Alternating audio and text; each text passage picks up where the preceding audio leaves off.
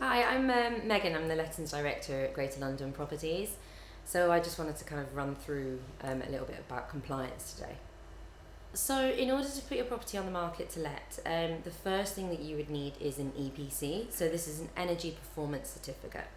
This gives tenants kind of an idea about what the bills are going to be like, kind of how insulated your property is and how energy performing it is.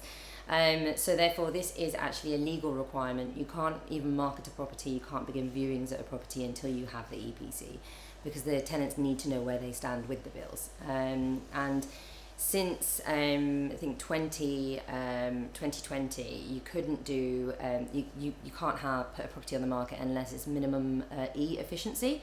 They're thinking about bringing something in around 2025 that all properties are going to have to be a minimum of C efficiency, so that might be upcoming in the future. The second thing that you need, if applicable, if your property has gas, then it is a legal requirement to have a gas safety certificate. So just to go back for the EPC, that lasts for 10 years. So if you had an EPC done 11 years ago, it's now invalid and you need to redo your EPC. So the EPC certificate lasts and is valid for 10 years.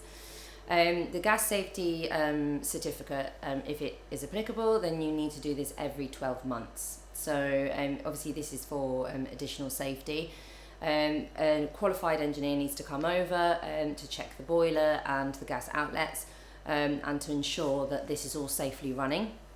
So that is a legal requirement and has to be renewed every 12 months. So it's important to put reminders in place, because when you first let out a property, if you let it out for 24 months, then you might forget in the interim if you don't have an agent advising you in the middle of that tenancy. The third thing is an EICR. So this is an Electrical Installation Condition Report.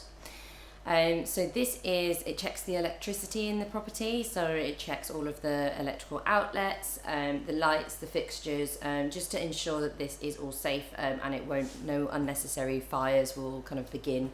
It also makes sure that the fuse box is all up to date and still fully compliant. So this came in just after COVID, very nicely, that you had to have one of these to legally put your property onto the market and legally let to a tenant. So therefore, with this, it usually lasts for 5 years. You do have to check the certificates that you receive, however, because it typically is 5 years. But some assessors go in and they say that they would prefer to check it in another 3 years if it's just on the cusp.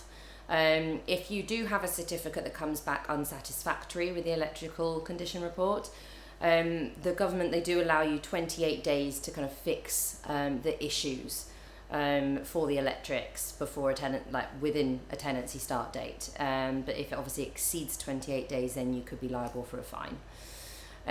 Smoke and carbon monoxide alarms were very important.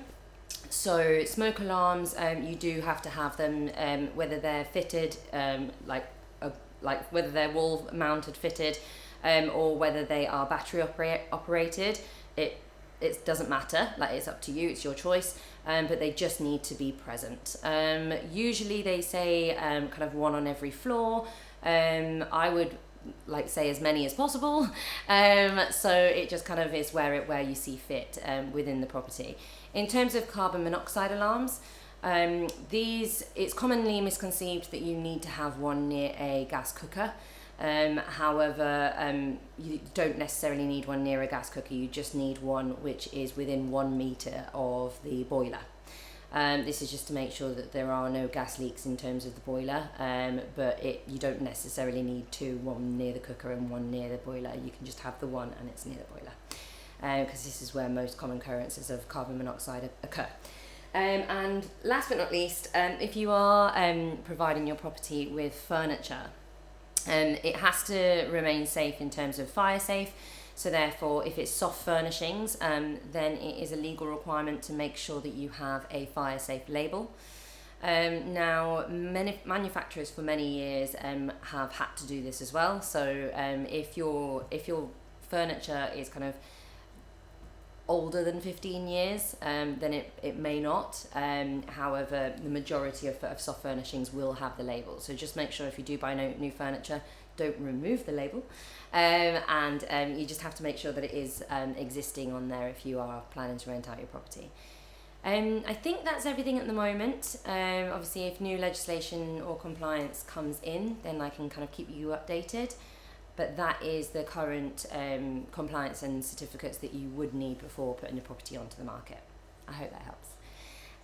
If you want to find out any more, if you have any more questions, then give us a call on 0207 113 1066, or you can drop me an email directly at megan@glp.co.uk.